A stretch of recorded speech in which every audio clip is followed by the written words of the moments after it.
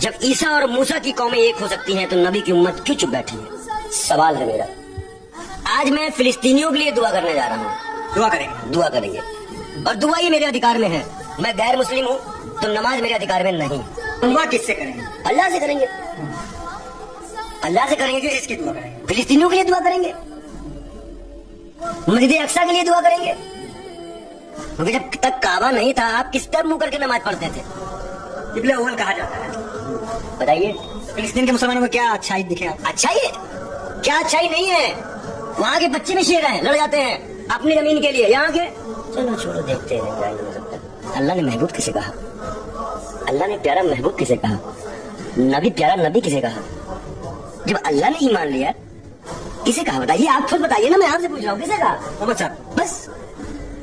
اور ہمیں ایسا لگتا ہے کہ مجھے بار بار یہ شبد بولنا پڑ رہا ہے کہ شاید 72 والا ایک بار پھر مسلمانوں کو قصہ پڑھنا چاہیے. بھول چکے ہیں کربلا کا میدان, وہ بھول چکے ہیں کربلا کا میدان.